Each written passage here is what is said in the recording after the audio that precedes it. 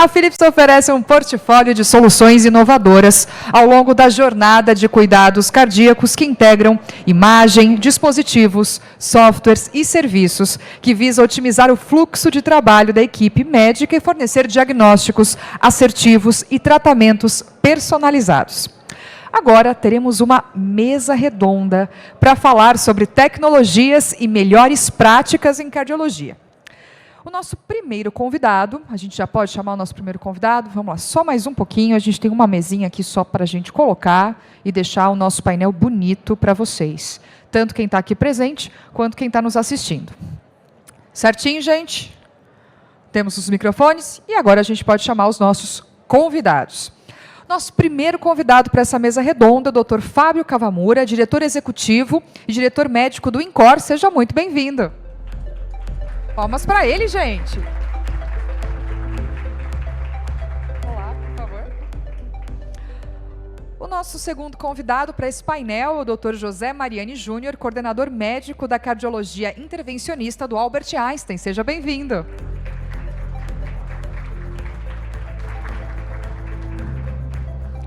O nosso terceiro convidado aqui do painel é o Dr. Wilson Matias Júnior, diretor da ecocardiografia do INCOR e médico no Fleury. Seja bem-vindo. O mediador desse painel é o Dr. Eli Stivarts, que no caso, ele é líder médico de Informatics Latam na Philips. Muito bem-vindo novamente. Antes da gente começar, vamos só fazer um teste nos microfones. Está todo mundo com o microfone funcionando? Vamos lá, pode falar? Certinho? Então, excelente Alô. painel. Boa tarde a todos. Primeiro, agradecer a presença desses colegas que estão aqui, não só representando as maiores organizações de saúde quando a gente fala em cardiologia aqui no Brasil, mas também uma experiência individual aqui, Dr. Fábio, representando a área da gestão, aqui o Dr. Mariani falando de cardiointervenção, e o Dr. Wilson também falando de diagnóstico e da parte clínica. Eu tenho a sorte de ser cardiologista também, então posso compartilhar um pouquinho aqui dessa visão. A palestra que o Sérgio fez agora traz muitos pontos para a gente aproveitar nessa discussão, né? A cardiologia é uma especialidade que é exercida em níveis de complexidade diferentes, numa jornada longa, numa equipe multiprofissional, e é uma especialidade muito guiada por dado, seja dado clínico, seja dado de imagem, e a gente tem muitos protocolos que norteiam essa especialidade.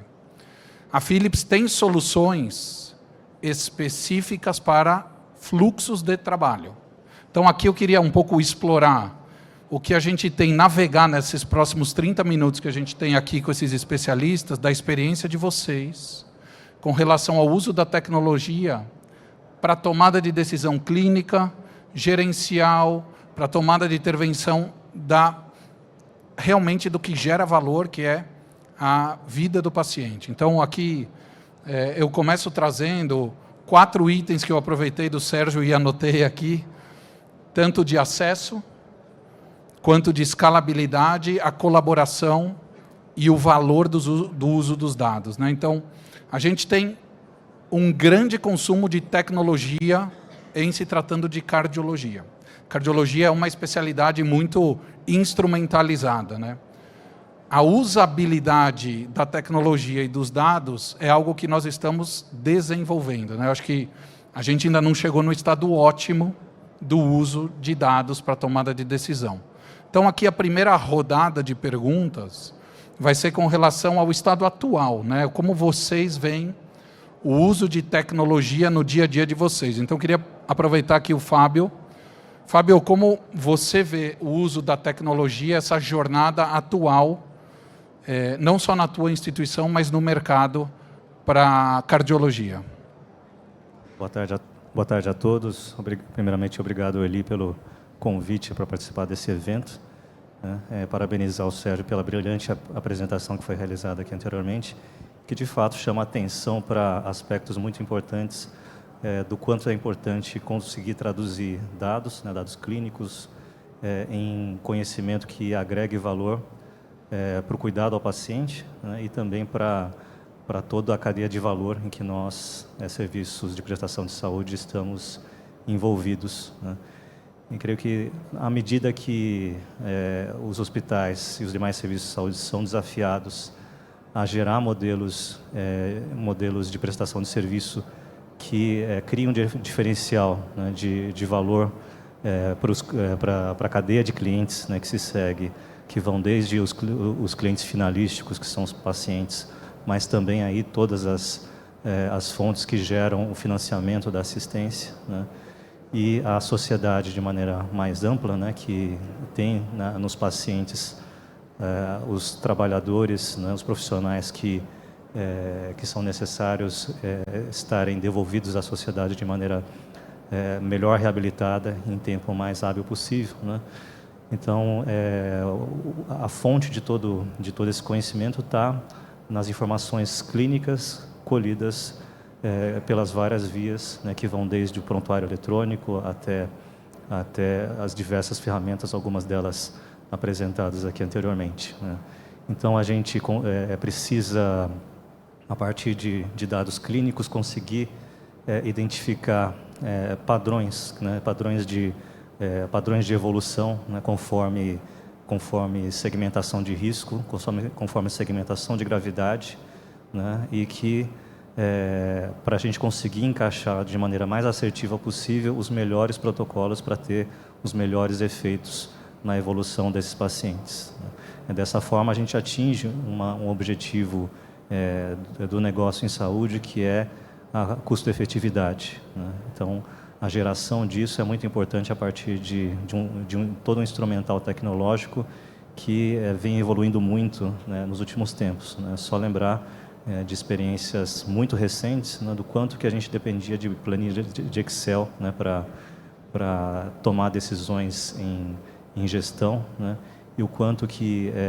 felizmente, isso começa a virar um passado, né. Nós temos uma perspectiva brilhante à frente. Obrigado, Fábio. Vou aproveitar aqui o Mariane. A cardiointervenção, naturalmente, é um early adopter de tecnologia, né? Sempre foi, os estudos mostram isso. Como hoje você vê essa jornada na cardiointervenção, dessa evolução de tecnologia, e o quanto na prática a gente tem conseguido utilizar a tecnologia para melhor tomada de decisão? Bom, boa tarde a todos. Eli e Philips, muito obrigado pelo convite, é um privilégio poder estar aqui. Eu acho que nós tivemos o privilégio de assistir a essa transformação. De acordo aí com os grandes entendidos em tecnologia, nós estamos vivendo a quarta revolução industrial, que começou mais ou menos nos anos 2000, com inteligência artificial, pontuada como inteligência artificial, que hoje, em 2022, está em voo de cruzeiro, nos alimentando de uma riqueza de dados, Big Data, e que fez com que a maneira de enxergarmos a medicina, de ensinarmos a medicina e de executarmos a medicina, qualquer que seja a especialidade, mudou completamente. E a cardiologia intervencionista, ela vem nesse contexto. Ela é uma especialidade nova. A primeira angioplastia coronária foi feita muito recentemente, 77, por Grunts, e os stents foram implantados em 84, a primeira TAV foi feita em 2002, então a cardiologia intervencionista, o tratamento parrudo da cardiologia intervencionista nasce nesse contexto, e ela mudou completamente a maneira de olharmos e tratarmos esses pacientes. Então, hoje nós temos no laboratório de hemodinâmica uma riqueza de dados e de softwares que a gente pode aplicar no nosso dia a dia. Uma coisa que sempre me intrigou muito, dentro desse conceito, dessa avalanche de informações que a gente recebe e de dados, é como aplicar isso na prática, porque é tão rápido e tanta coisa, que muitas vezes a gente se atrapalha. Eu não sou um nativo digital, quer dizer, quem nasceu depois dos anos 2000 lida com isso com muita facilidade. Eu não sou um nativo digital, mas tive que aprender a ser, ou a pensar como. E hoje nós precisamos sair do contexto de identificar um software bonito, colorido, e olhar para ele e falar, nossa, como ele é bonito, e tirar uma foto e publicar numa mídia social não médica e não técnica, e passar para o conceito de que não, isso é absolutamente fundamental. Qual é a métrica disso? Como é que eu vou medir isso? Isso é muito difícil.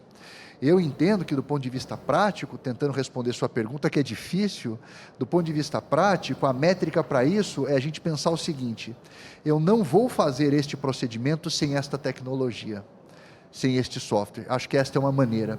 E quando eu penso dessa maneira, significa dizer que esta tecnologia, este software, e eu trago aqui exemplo prático, o Echo Navigator, por exemplo, a fusão da imagem com o ecocardiograma, o Heart Navigator para tratamento de cardiopatias estruturais, quando eu não abro mão da realização de um procedimento desses com este tipo de tecnologia, significa dizer que eu estou mudando a minha conduta, significa dizer que ela é melhor, ela é mais segura, portanto ela é melhor para o paciente.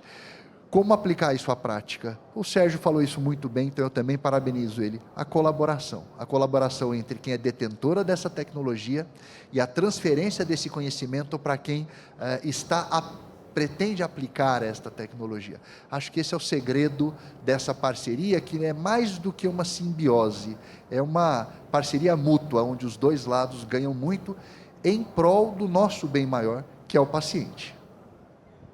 Sem dúvida, a geração de valor, ela acontece cada vez mais próxima da linha de cuidado. A tecnologia, para gerar valor, ela deve ter algo de intervenção no paciente, né? Então, as ferramentas de Clinical Decision Support, as ferramentas end-to-end que juntam as informações para melhor tomada de decisão, vão gerar esse valor muito fortemente. A pergunta aqui para o Wilson, que está cada vez mais fácil a pergunta, porque vocês viram que as respostas foram subindo, então para o Wilson vai ficar um pouquinho mais alto, em que ponto a gente chegou agora, então, de tecnologia, sabendo que a qualidade da imagem, a qualidade da mensuração, tudo isso faz diferença na tomada de decisão. Então, o quanto a tecnologia agregou até a gente chegar agora, né? Fala um pouco da jornada das medidas de ecocardiograma para a real tomada de decisão, né? Porque o cardiologista clínico não vive sem os demais, isso fica muito claro, né? Então, o quanto você vê de agregar valor para toda a cadeia. Bom, Eli, Philips, muito obrigado, é um prazer estar aqui. Eu vejo dois cenários. Vou falar o primeiro, que talvez seja onde o impacto é grande, mas é menor em um segundo. O primeiro, a gente pode direcionar a atenção aos centros de excelência.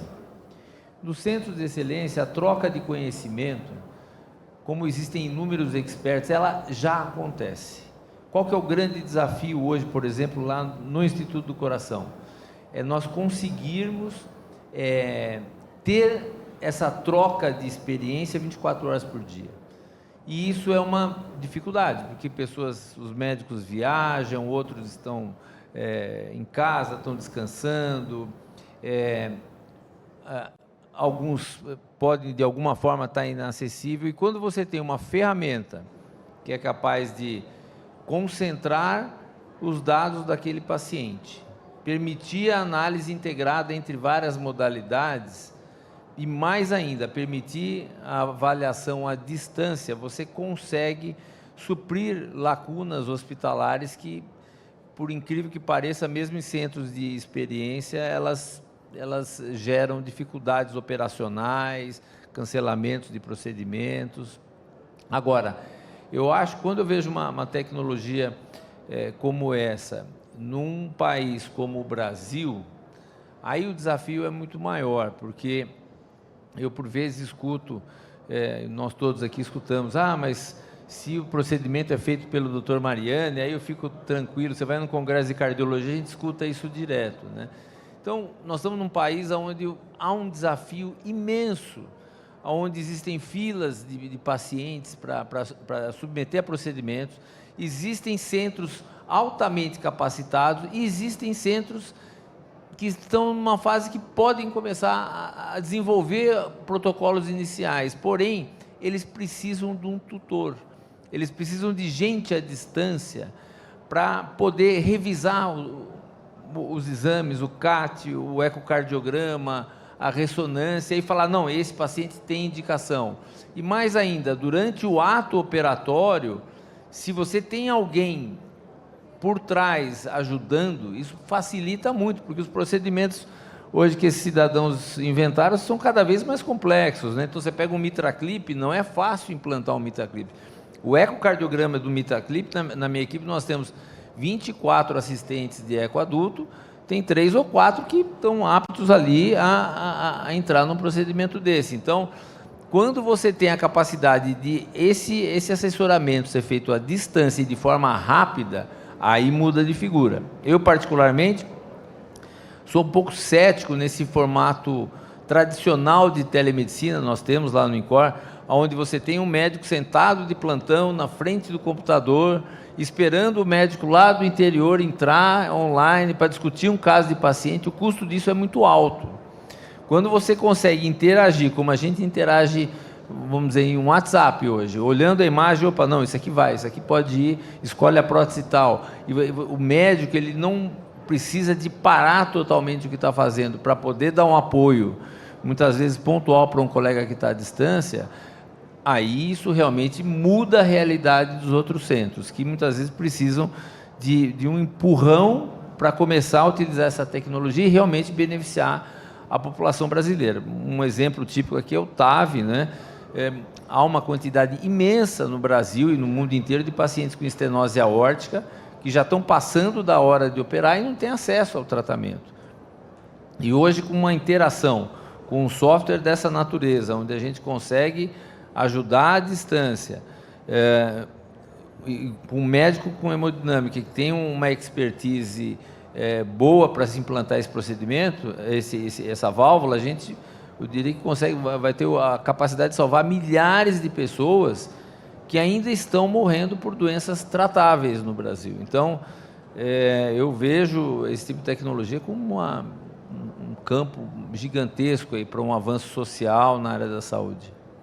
É muito interessante aqui a gente ressaltar, a gente já tem plataformas de interconectividade, de compartilhamento de informação, tudo no ambiente virtual, né? Então, a possibilidade de fazer um workflow de um time multiprofissional para discutir um caso, ainda que distante, isso é possível com as ferramentas que nós temos agora, né? E a criação dessa rede de conectividade, dessa rede de interoperabilidade entre alguns dados, faz toda a diferença, por exemplo, para o caso que você trouxe aqui.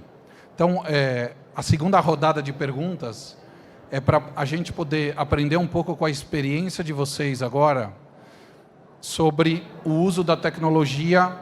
Por exemplo, vou manter a ordem para cada um se preparar também. Fábio, a gente tem um grande número de dados dentro do prontuário, né? O Electronic Medical Record, ele é muito potente para gerar dado. Então, queria um pouquinho da tua visão de quanto isso, hoje, a gente consegue gerar decisão clínica e, no teu caso, decisão gerencial, né? O suporte à decisão clínica, as ferramentas que garantem predição ou analytics, que estão em algumas ferramentas, em especial da cardiologia, vão nutrir uma tomada de decisão mais assertiva. E é nesse caminho que a gente tem direcionado esforços, em especial no cluster de cardiologia. Então, queria um pouquinho da tua visão como gestor, o quanto aquele prontuário completo, com ferramentas que vão alimentar sistemas preditivos, vão conseguir fazer custo-efetividade, predição de risco, predição de custo e rastreabilidade para toda essa cadeia. Bom, aí eu creio que a gente tem um desafio que transcende a tecnologia, né, e passa pela cultura de registro da informação, né? Então, a informação estruturada ou não, ela é utilizável, trabalhável, né, à medida em que ela é registrada, né? todas as instituições, entendo que exista trabalho contínuo, né, tanto de conscientização, né, do corpo médico, do corpo assistencial, né, a registrar o cuidado que está sendo gerado, né, a registrar o que eles estão tendo como experiência diante do paciente, né. Então, é sempre a questão, não basta o ferramental adequado, né, precisa da utilização adequada do ferramental, qualquer que ele seja, né, e com prontuário eletrônico, entendo que seja a mesma situação, né. Então, quanto mais a gente for capaz de mobilizar pessoas para que registrem adequadamente a informação do paciente, melhor serão os frutos que a gente vai colher a partir da tecnologia que será disponibilizada, né. O resultado, ele depende parcialmente da tecnologia, mas fundamentalmente do fator humano, né, do cuidado. Nós temos excelentes médicos, excelentes profissionais de saúde em diversas instituições. Esse efeito ele vai ser tão maior quanto melhor for a habilidade, né, de gestão para fazer com que eles registrem adequadamente a informação. Queria aqui ressaltar o ponto da colaboração, da criação dessa cultura, porque algo que a gente deve investir, vocês vão ver em alguma palestra que eu não tenho certeza se é hoje ou amanhã, mas já dou o spoiler da palestra de amanhã cedo da consultoria clínica, é no ponto da usabilidade. Apesar da gente consumir tecnologia, a gente ainda não consegue usar tecnologia com o potencial que a gente poderia. Parte disso é educação, change management. A gente tem que investir em fator cultural, em especial aqui na América Latina.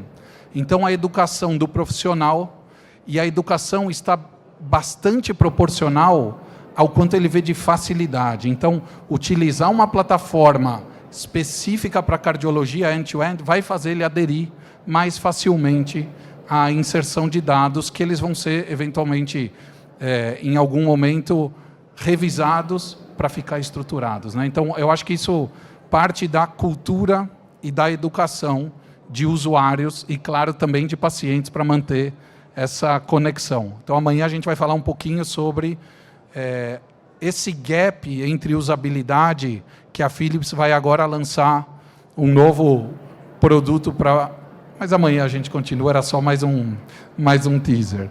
Queria agora, Mariane, falar um pouco do estado da arte, o quanto vocês estão usando de tecnologia para cardioestrutural, né? Você falou que a gente chegou num nível muito legal, apesar de recente, de desenvolvimento de cardiointervenção. A gente ainda está numa curva de aprendizado, com certeza. Então, queria um pouquinho, qual a tua experiência da relação entre software e equipamento para melhor tomada de decisão, né? A gente consegue aqui, hoje, com soluções que a gente tem, agregar o exame pré-TAVI com o arco, com um software para você escolher o melhor momento de liberar a prótese, economizando radiação, economizando qualquer outro insumo que possa ofender, principalmente ao paciente, não somente a conta. Então, queria que você trouxesse um pouquinho como está hoje a cardioestrutural na tua utilização de tecnologia. Eli, nós estamos num momento que, como você falou, que é um momento de uma virada de jogo, uma virada de mesa, porque a gente está ultrapassando a barreira cultural. Eu acho que existiu um gap muito grande com a chegada brutal dessa tecnologia, com a força que chegou, com a maneira que ela foi exposta aos cardiologistas intervencionistas, né? E eu vou dar um exemplo muito prático para você. A Sociedade Brasileira de Hemodinâmica e Cardiologia Intervencionista, em parceria com a Sociedade Brasileira de Cirurgia Cardiovascular, elas desenvolvem um curso do qual eu participo, que é um curso de treinamento de cardiologistas intervencionistas e de cirurgiões cardíacos formados, não é para fellow nem residente, para se habilitar, cumprir uma série de pré-requisitos para se habilitar em realizar TAV.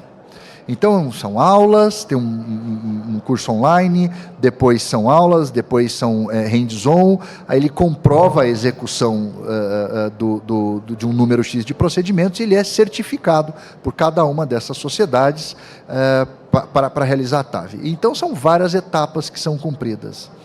Quais delas tem lá o ensinamento ou alguma coisa ligada à tecnologia ou à possibilidade de se utilizar o software? Nenhuma. Eu acho que essa é uma falha muito grande, dos dois lados. Então, eu acho que este é o momento, e esse é um evento para isso, que visa quebrar esta barreira, né? Então, eu acho que nós temos hoje uma tecnologia muito parruda para ser utilizada no nosso dia a dia, porém, do ponto de vista prático, ainda pouco utilizada.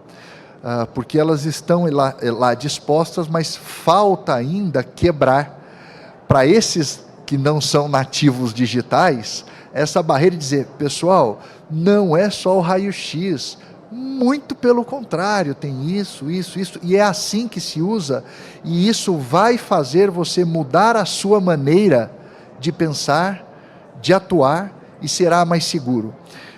Eu dou assim, a minha linha de pesquisa dentro da parte de pesquisa que eu faço é redução de volume de contraste. Você falou em insumo. Então, como reduzir volume, e hoje isso está na moda, né? Como reduzir volume de contraste para fazer angioplastia, como reduzir volume de contraste. Então, existem várias técnicas, possibilidade de utilizar imagem intravascular para isso, mas hoje a gente tem, e vocês têm, o roadmap de coronária. Eu faço uma injeção coronária e eu termino toda a minha angioplastia usando só o roadmap de coronária, que acompanha o batimento cardíaco. Um outro exemplo, a gente, quando não se tem essa tecnologia disponível, nós vamos fazer, e quando tem indicação, o tratamento percutâneo de uma oclusão coronária crônica. É dificílimo, é prolongado, se usa um volume de contraste muito grande, porque toda hora você precisa saber onde está a sua corda guia. Com esta tecnologia, por exemplo, você simplesmente faz uma injeção na coronária e consegue desenhar toda a árvore coronária sem precisar, durante esse tipo de intervenção, ficar injetando o contraste. Então, o ganho disso é brutal. Nós, inclusive, estamos desenhando algumas linhas de pesquisa em parceria com vocês e eu pretendo comparar essa estratégia usando imagem com o roadmap de coronária. E eu acho que só o roadmap de coronária vai ser suficiente, eu vou conseguir poupar um insumo, que é, por exemplo, o ultrassom intracoronário. O Heart Navigator é fundamental, porque quando chegou a TAV, nós precisamos aprender a ver tomografia para poder fazer mensurações. E o radiologista também teve que aprender a maneira correta de fazer essas análises para nós hoje. Hoje basta fazer o upload que o Heart Navigator faz, usando inteligência artificial, todas as medidas que a gente precisa. Então, é tão simples quanto isso. Mas, infelizmente, existe um gap ainda, que é um gap de educação, um gap que precisa, sem dúvida nenhuma, ser estimulado, tanto por parte de vocês, quanto por parte das nossas sociedades e dos nossos especialistas, para que esta colaboração seja cada vez mais intensa, para que a gente use cada vez mais essas ferramentas. Excelente colocação. A Philips tem um olhar cada vez mais clínico, cada vez mais na linha de cuidado, porque é ali que a gente vai gerar valor. E eu acho que aqui é a prova viva disso, né? Colocar numa mesma discussão a linha de cuidado inteira, inclusive a gestão, porque as decisões devem ser replicadas com acessibilidade e custo-efetividade. Então, certamente, essa colaboração faz parte do DNA da Philips e a gente vai investir bastante nisso. Muito bom ouvir. Vou aproveitar aqui o Wilson para falar um pouquinho da tua experiência. Quando eu entendi o que o IntelliSpace conseguiria fazer de comparar exames atuais ou passados aplicar tecnologia, inclusive em exames que já aconteceram, né? Eu estava aqui comentando, eu como cardiologista clínico, quando eu descobri o poder da análise de comparação, e o Sérgio mostrou bem, é através da comparação que a gente cria predição. É aqui que a gente cria linha de tendência para intervenção precoce. Né? Eu acho que muito do que a gente fala em cardiologia a gente precisa se antecipar. A doença cardiovascular ela é muito cruel e ela pode ser muito aguda. Então, ter fatores preditivos faz toda a diferença. Então, Wilson, passa um pouco para a gente a tua experiência com o uso dessas plataformas para melhor comparação e tomada de decisão. Bem, tem uma gama muito grande, mas uma delas, citando aqui um gancho do que você comentou com relação à análise de imagens passadas, né? Uma doença hoje que não tinha tratamento e que tem tratamento, e é uma doença de altíssima mortalidade, é a amiloidose cardíaca. Então, muitas vezes, quando se faz um diagnóstico de amiloidose cardíaca e uma ferramenta que chama atenção para esse diagnóstico é a análise do strain miocárdico, a gente imediatamente começa a se preocupar com os familiares daquele paciente. E eu frequentemente faço exames de pacientes que estão fora do estado de São Paulo, estão no Nordeste, e muitas vezes não têm acesso a vir rápido para cá. E uma discussão que se tem hoje, vista a gravidade dessa doença, é o diagnóstico precoce. Eu não quero fazer o diagnóstico quando o ecocardiograma já mostra que a doença está instalada. Eu quero fazer o diagnóstico no filho do indivíduo que tem uma amiloidose primária, que tem alterações sutis. E muitas vezes ele não tem esse eco, mas já tem um ecocardiograma em alguma base de dados, onde eu posso simplesmente fazer o strain naquela imagem de apical de 4, 2 e 3 câmaras. Então, esse tipo de recurso, ele evita, primeiro, a realização do novo exame, que é um custo adicional para o sistema de saúde. O exame, às vezes, já está lá. Eu sou uma pessoa que, eu repito muito o exame que, não sei se é isso mesmo, repete. Às vezes, tem gente que vem para mim com 5, 6 ecocardiogramas. Será que precisa de repetir, pagar, ter todo esse custo? Será que eu não poderia olhar somente uma imagem anterior e, eventualmente, na estação, analisar e falar, não, aqui tem problema, né? Então, eu acho que essa é a primeira linha de frente, onde a gente consegue otimizar um recurso que já está lá, né? A segunda coisa, e aí eu acredito muito na integração do ensino, Mariane citou aqui, e seguindo um pouco também a linha do Dr. Fábio, a questão da integração com a gestão hospitalar. Então, um sistema desse ele tem que evoluir para uma forma de gestão única, onde o indivíduo, quando ele está diante de um doente, ele está fazendo um ecocardiograma e chegou num ponto crítico e ele, por exemplo, não se lembra quais são as medidas que ele tem que fazer para passar para o Mariane, que vão definir se ele vai conseguir colocar um mitraclip ou não. Ele, com um clique, eu gostaria de ver um IntelliSpace mostrando, olha, meça aqui, aqui e aqui. Porque algumas pessoas sabem, mas o indivíduo que está um pouco mais distante, ele até viu a aula, mas ele não vai lembrar, às vezes, na hora que ele está fazendo o exame, com uma ferramenta dessa, ele com um cliquezinho, isso aqui que é médio, ele sabe medir. Ele vai lá, mede, pronto, Mariane não vai precisar de mandar repetir o ecocardiograma. Então, acoplar sistemas de ensino rápido, para questões pontuais, eu acho que é essencial. Porque hoje em dia ninguém mais tem tempo para assistir uma aula inteira para depois fazer de novo o exame para o Mariane. Então, essa junção dessas coisas, junção de questões de gestão hospitalar. Então, protocolos estabelecidos para que quando nós fizermos um procedimento desse, aí a operadora não venha para o doutor Fábio, está glosado porque não fez não sei o quê, está faltando uma coisa no protocolo. Então, essa integração, né, e aí eu sei que é complexo, porque envolve negociações com a operadora, com a ANS, padronizações de procedimentos, mas essas coisas vão precisar de estar integradas para que a gente consiga um dia prover um serviço de alta qualidade, um serviço que tenha uma certa universalidade e que, acima de tudo, não mate o provedor do serviço, porque muitas vezes ele acaba não recebendo por um ou outro problema por aquele procedimento. E eu vou aproveitar aqui para ir para as perguntas finais.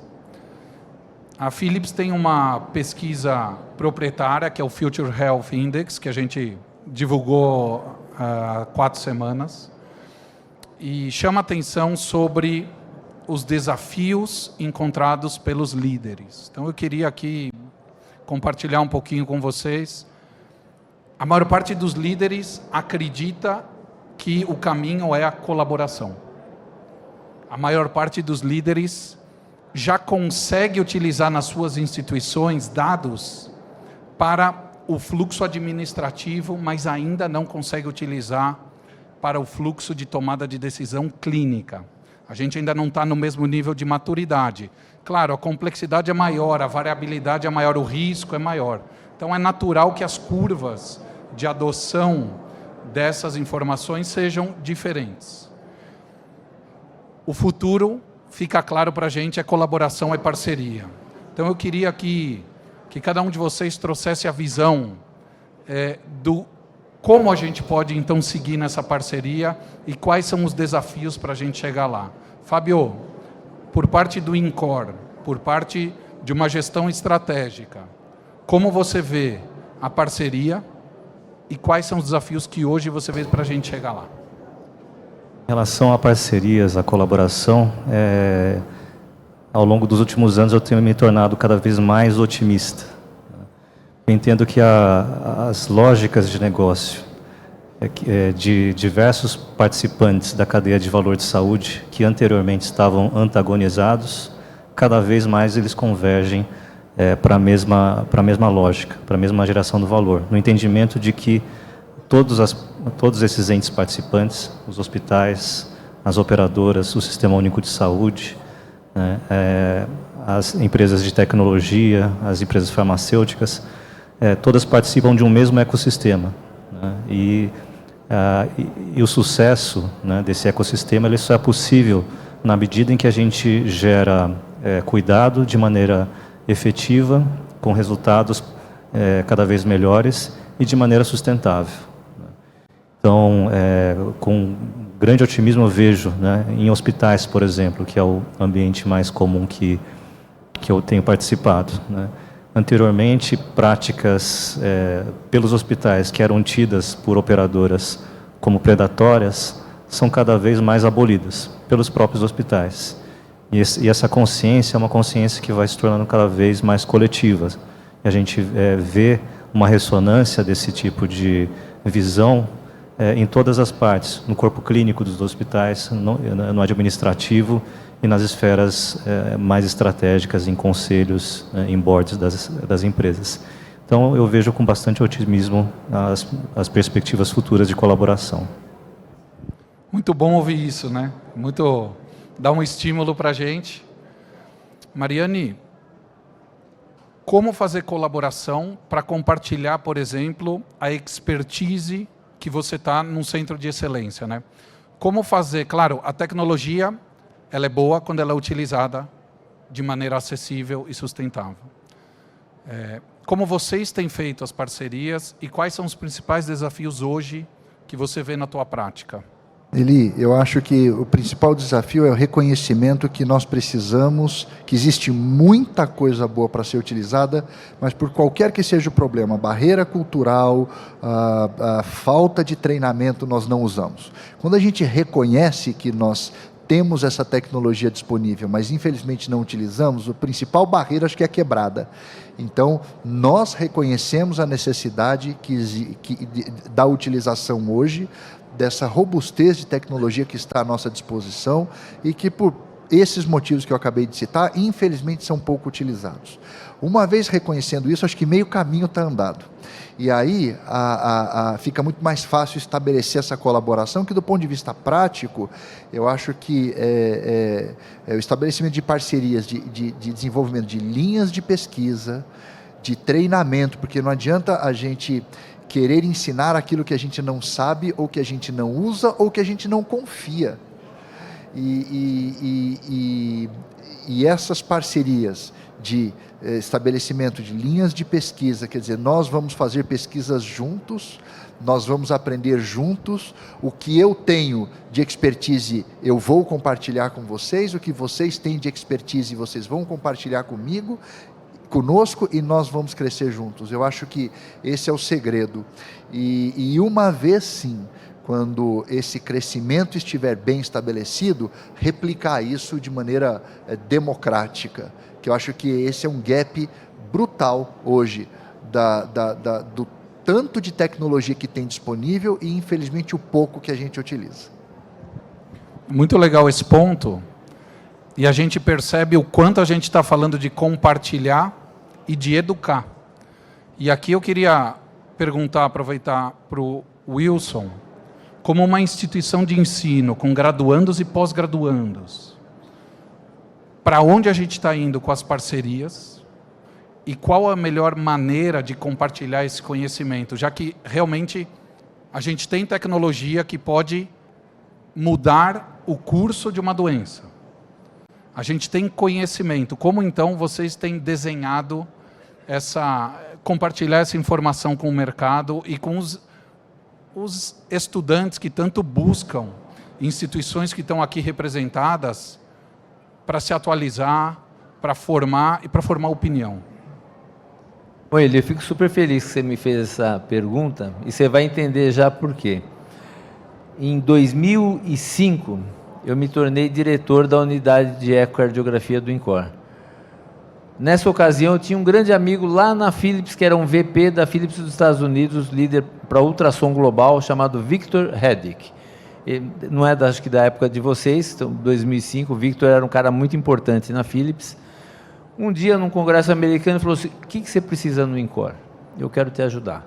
Para resumir a história, na época o eco do INCOR tinha uma área de 70 metros quadrados. O Victor separou $1 milhão da Philips, nos Estados Unidos, mandou para a Philips do Brasil e se construiu o que é hoje o serviço de ecocardiografia do INCOR com esse dinheiro. A Philips contratou a empresa construtora e está lá até hoje, tem o nome da Philips, o agradecimento. E com base nessa construção, nós formamos mais de 300, 400 fellows em ecocardiografia nesse período. Nós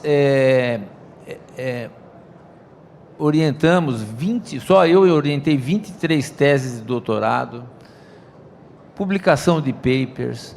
O serviço saiu de um patamar onde nós tínhamos 7, 8 máquinas de eco, hoje tem 50. E o mais importante, a Philips, eu não tenho dúvida que cresceu muito lá dentro, o começo foi muito difícil, mas não houve, como foi uma instituição pública, nenhuma contrapartida da Philips com relação à compra de nada.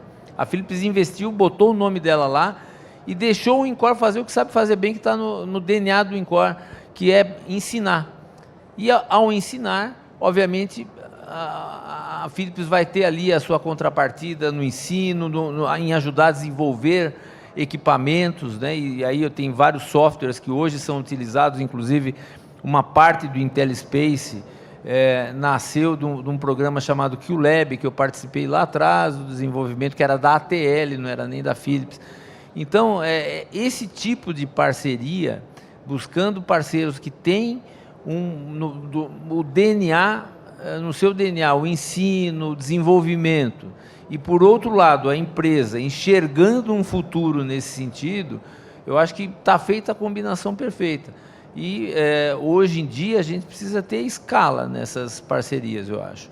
Então, por exemplo, eu vejo muito hoje como o nosso problema no INCOR, boa parte dele, que existia no passado, está resolvido. Mas existem vários outros INCORs no Brasil que podem aproveitar de todo esse aprendizado que nós tivemos, né? E o desenvolvimento de uma nova versão de parceria aí, eu acho que nós estamos num momento excelente, né? Para continuar nessa estrada. Pessoal, a gente chega ao fim aqui dessa sessão. Agradecer muito o Fábio, Wilson, que vieram aqui representando também o INCOR, mas trazendo as suas experiências pessoais. Mariane representando Einstein e trazendo a visão da cardiointervenção. Queria agradecer também a presença aqui de todos. Eu acho que o que a gente pode levar daqui é o que a tecnologia pode agregar de compartilhar informação entre a equipe assistencial para melhor tomada de decisão. Sistemas preditivos. A gente precisa investir em alimentar o sistema para que ele consiga mudar o curso da doença. Investir em diagnóstico precoce e sistemas preditivos vai mudar o rumo da nossa especialidade, da maioria dessas doenças. Eu acho que aqui a gente conseguiu falar muito sobre parceria e educação. A Philips tem esse olhar. A Philips não só desenvolve e tem um roadmap. Como eu falei hoje de manhã, a parte final do roadmap é quando a gente usa para resolver problema da vida real, né? Então, eu acho que aqui a gente conseguiu pegar bastante a experiência desses 3 excelentes profissionais. Eu queria agradecer e pedir uma salva de palmas para eles. Innovation and you. Philips.